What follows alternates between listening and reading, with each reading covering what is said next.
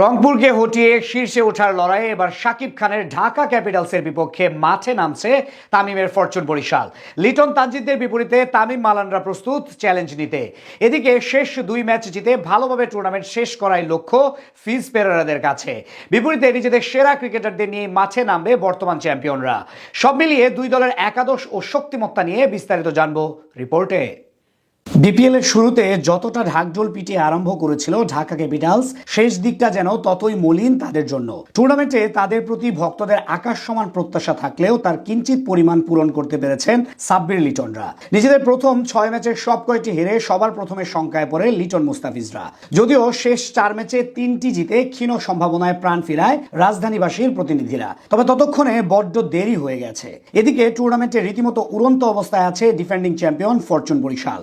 ইকবালের নেতৃত্বে তারা আছে পয়েন্ট টেবিলের 2 নম্বর অবস্থানে। এখন পর্যন্ত 10 ম্যাচ খেলা মুশফিকদের কেবল হারাতে পেরেছে রংপুর রাইডার্স।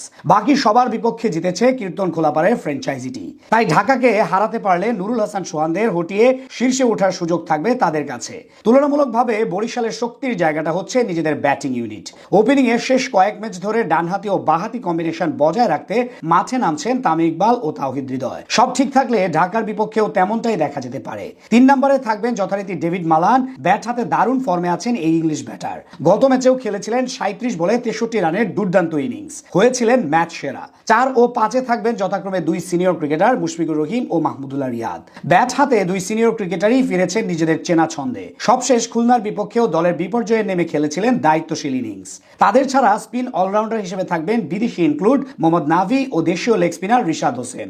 বল ও ব্যাট হাতে দুজনই দারুণ ছন্দে আছেন এবারের বাংলাদেশ প্রিমিয়ার লিগে।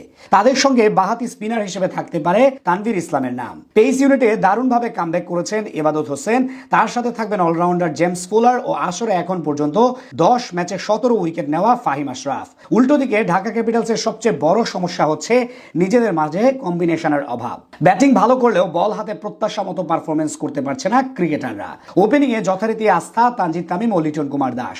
আসরে 10 ম্যাচে 420 রান নিয়ে সর্বোচ্চ রানের মালিক তানজিদ। 348 রান করা লিটন আছেন 4 নম্বরে। 3 নম্বর পজিশনে একাদশে ফিরতে পারেন হাবিবুর রহমান সোহান। 4-এ যথারীতি থাকবেন ফর্মের তুঙ্গে থাকা সাব্বির রহমান। বরিশালের বিপক্ষে তার দিকে তীক্ষ্ণ নজর থাকবে ভক্তদের। স্পিন বিভাগে নাজমুল হোসেন অপুর সহযোগী হিসেবে থাকবেন মোসাদ্দেক হোসেন সৈকত। এছাড়া মিডিয়াম পেসার হিসেবে ক্যাপ্টেন থিসারা পেরেরা থাকবেন। যেই বিভাগের নেতৃত্বে মুস্তাফিজের সাথে আছেন মেহেদী হাসান রানা ও ক্যারিবীয় ক্রিকেটার রোন্সফোর্ড ব্যাটন।